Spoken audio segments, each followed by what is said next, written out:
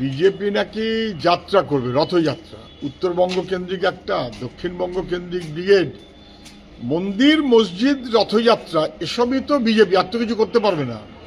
তখন জ্যোতি বোস রথযাত্রা করে 1.5 পয়সা লাভ হয়নি বিজেপির, ফালতু কাজ করুক, ওদের আর অন্য কিছু করার নেই।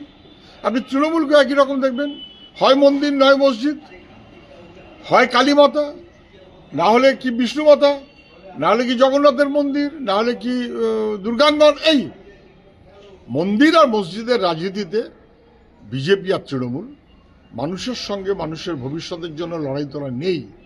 মানুষের জীবন জীবিকা ভবিষ্যৎ, সেই লড়াইতে বামপন্থীরা আছে। ইনসাফ যাত্রা সেই কারণে বামপন্থীরা করতে পারে, বাংলা বাঁচাও যাত্রা সেই কারণে বামপন্থীরা করতে পারে। ওরা ধর্ম, মন্দির, মসজিদ এর মধ্যে আটকে থাকুক, আর মানুষের জীবন জীবিকা ভবিষ্যৎ বামপন্থীরা, লাল ঝান্ডা, এই গর্ব নিয়ে, এই ভরসা নিয়ে আমরাই এগোবো।